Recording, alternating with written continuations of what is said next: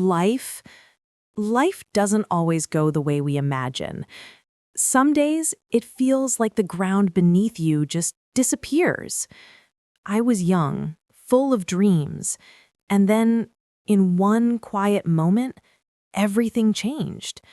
My baby, my beautiful little girl, was born blind, and the man I trusted most, the father, he he left. Just like that, gone, without a word, without a backward glance. I remember holding her tiny hands, feeling her trembling, and wondering how we would survive. How could I protect her? How could I give her everything she deserved when I had nothing but fear? Tonight, I want to tell you our story, the story of a mother who refused to give up and a child who taught me what true strength really is. You might think you know what love is, but sometimes love is all you have when the world turns its back on you. I wasn't always alone.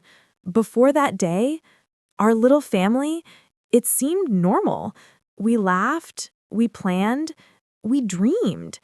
I imagined a life where my daughter would grow up surrounded by love, safety, happiness.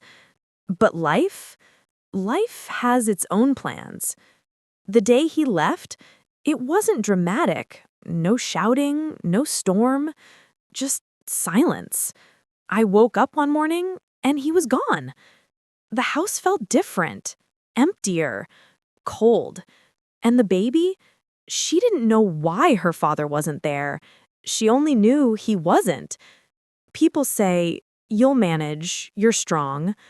But at that moment, I didn't feel strong.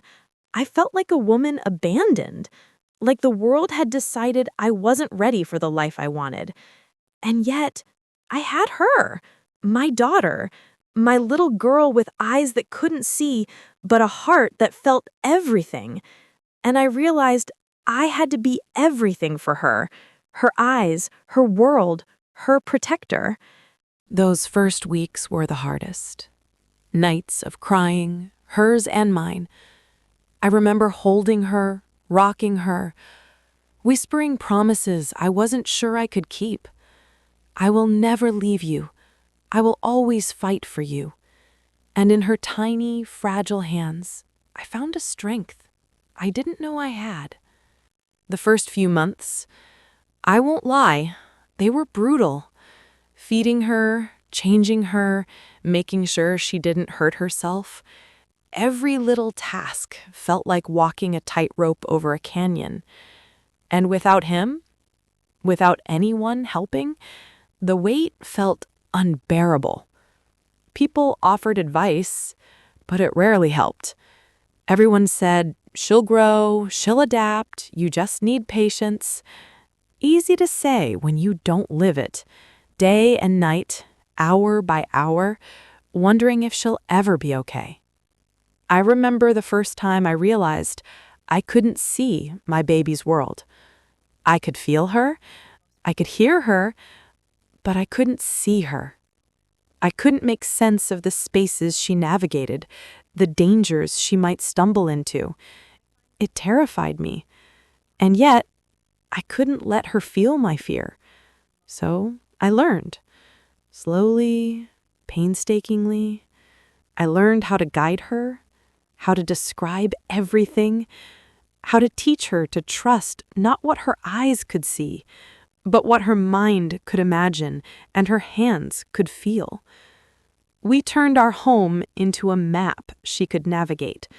I counted steps, labeled rooms with textures, introduced her to sounds that meant something, like the hum of the washing machine or the creak of the front door.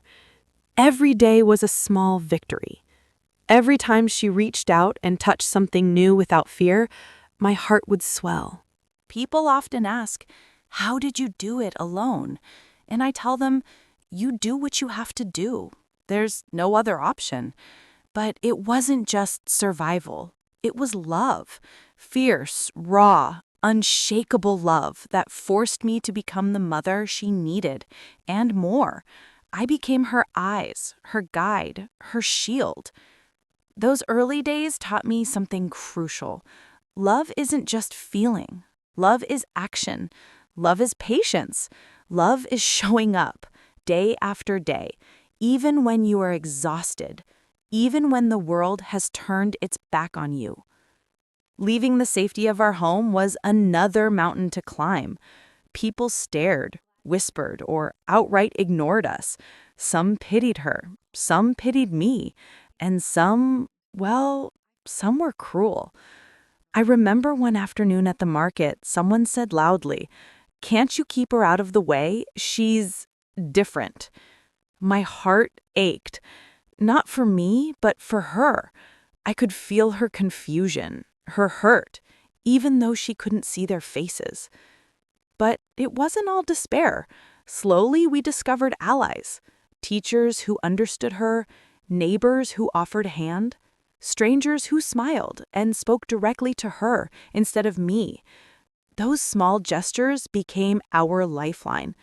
Every hello she responded to, every time someone let her explore a store or a park safely, it was a victory, a reminder that the world could be kind, if only in small, imperfect ways. I learned to advocate fiercely for her. At first, it felt exhausting, explaining, defending, guiding, but then I realized the world needed to understand her abilities, not her limitations, and she began to shine. Her laughter became infectious, her curiosity unstoppable. People began to notice not what she couldn't do, but what she could. I also learned to celebrate tiny milestones. The first time she navigated the front steps without my hand, the first time she recognized our home by its sounds alone, the first time she played with another child and made a friend. Each moment was a spark of hope, proof that we were not just surviving, we were living, learning, thriving together. Those early public encounters taught me two important lessons: patience, because change happens slowly, and courage, because sometimes the world will challenge you, and you must meet it with both hands open, protecting your child and showing her the possibilities around her. Time, they say, is a healer. But for me, it was a teacher. Slowly, my little girl began to blossom into a young woman who could navigate the world with confidence. School wasn't easy, far from it, but she persisted. Every exam she took, every skill she learned, was a triumph over the darkness that had once clouded her path.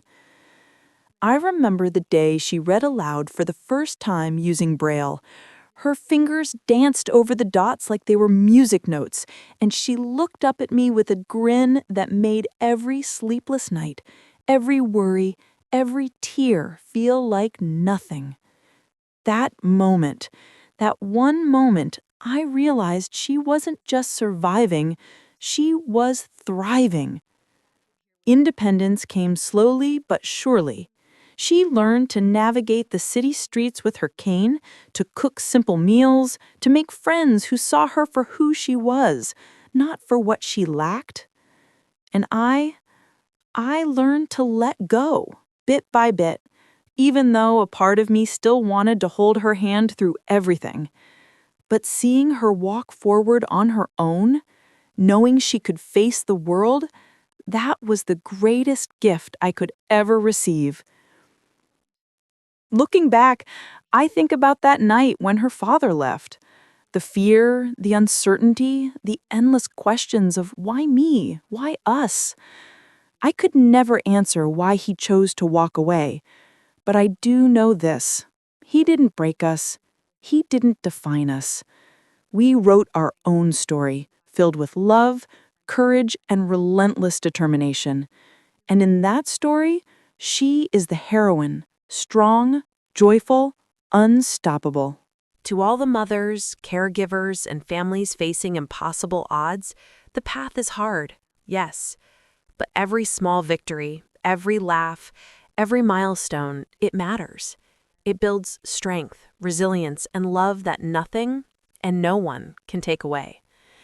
And as I watch my daughter grow into her own light, I know we survived, we thrived, and together we created a life worth living. Life has a strange way of bringing the past back when you least expect it. One ordinary afternoon, we were at the park. She was laughing, running ahead of me, her braille book tucked under her arm, when I noticed him, standing there. Her father. After all these years, the man who had walked out on us, leaving a hole in our lives that nothing could fill. For a moment, time froze. I wanted to look away, to pretend I didn't see him, but she looked up and smiled at him, not knowing who he was, just her usual curiosity shining through. My heart pounded, and I felt anger, fear, and sadness swirl all at once. How could he just appear? After all this time? He approached slowly, unsure, hesitant, like a man meeting ghosts of his own choices. He said her name softly, almost a whisper. I could see regret written all over him, but words couldn't erase years of absence. I didn't know whether to speak, to shout, or to walk away, so I just held her hand a little tighter, keeping our little world intact. In that brief encounter, I realized something. He could not define our happiness anymore. Our life, our love, our victories, they were ours. And though he was there, a shadow of the past, the light we had built together could not be dimmed. Sometimes meeting the past reminds you how far you've come, and that's exactly what happened that day. As we walked home that day, hand in hand, I realized something important. Life is not about the people who leave us, it's about those who stay. It's about love that refuses to fade, even in the face of hardship, even when the world seems unfair.